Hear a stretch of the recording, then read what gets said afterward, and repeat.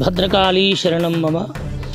భద్రం శుద్ధాత్మ విజ్ఞానం భద్రలోకాను రూపం మంగళ కలయతి జనయతి భద్రకాళి.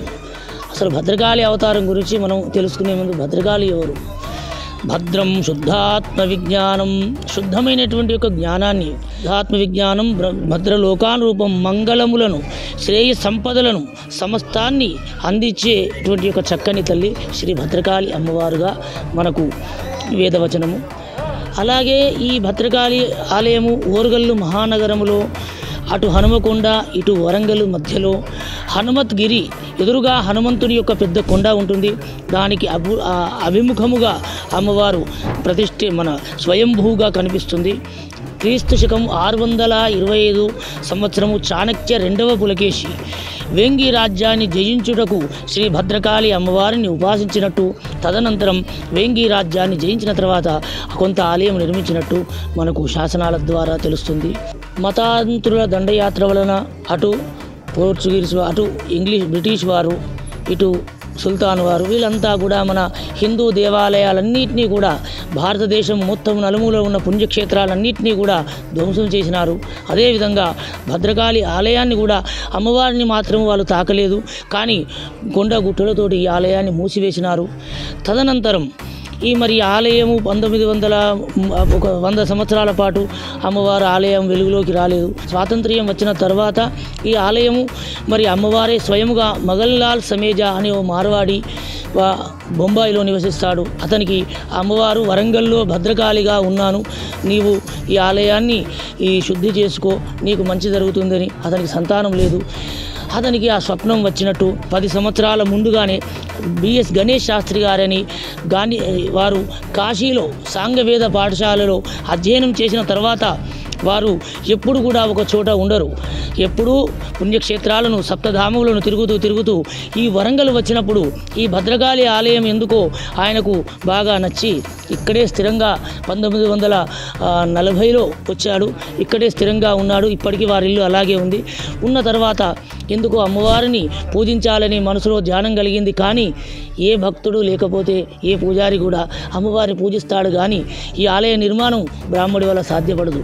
అమ్మవారిని ప్రార్థిస్తుండగా ఈ మగన్లాల్ సమేజాని స్వయంగా గణేష్ శాస్త్రి గారిని దగ్గరికి వచ్చి, అయ్యా, నాకు అమ్మవారు స్వప్నంలో కనిపించినది, నేను ఈ ఆలయాన్ని పునరుద్ధరిస్తాను అని చెప్పడం, తద్వారా వారు గణేష్ శాస్త్రి గారు సంతోషపడడం, ఇక్కడే ఆలయము నిర్మిద్దామని మళ్ళీ ఆలయంలో ఉన్నటువంటి ఒక మతాంతుల దండయాత్ర చేత మూసివేసిన ఆలయాన్ని మళ్ళీ 1947 స్వాతంత్ర్యం 1950 నుంచి ఈ అమ్మవారికి నిత్యము షోడశ ఉపచార పూజలు జరుగుతూ ఉన్నాయి. అప్పటి నుంచి నేటి వరకు గణేష్ శాస్త్రి గారి కుటుంబమే ప్రధాన అర్చకులుగా వంశపారంపర్యంగా ఈ దేవాలయాల్ని అర్చిస్తున్నారు. ఈ ఆలయములో మనకు శాస్త్రానుసారముగా 2 విధాల పూజలు మనకు వేదము తెలుపబడింది. వామాచారము, దక్షిణాచారం అంటారు.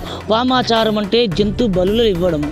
అయితే 1950 నుంచి మాత్రము ఈ జంతు బలులు జరగలేదు. భద్రకాళికి మాత్రము దక్షిణాచార సాంప్రదాయం అంటే శాక్తీయము. శాక్తీయం అంటే ఇప్పుడు మనం ఈ బొట్టు పెడుతున్నాం, ఇది శాక్తీయ తిలకము.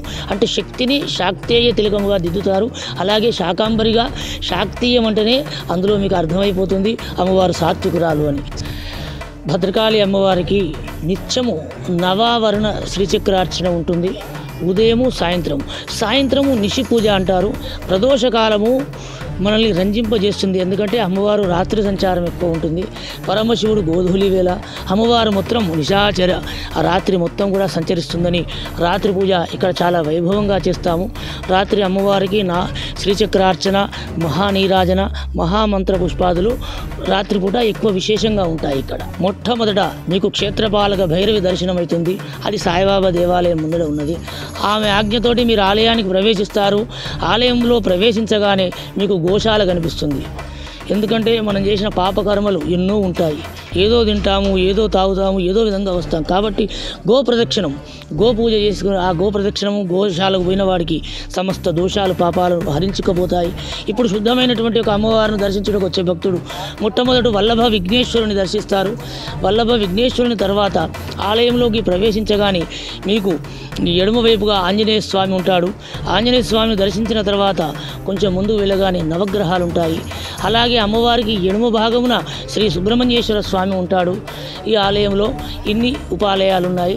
భద్రకాళి అమ్మవారు ఇవాళ స్వయంభూగా మన వరంగల్ నడి ఒడ్డున వెలిసి ఇటు వరంగల్ను, అటు హనుమకొండను, అటు కాజీపేటను, ఈ యొక్క త్రినగరులను ఆమె జగన్మాత రక్షిస్తున్నది.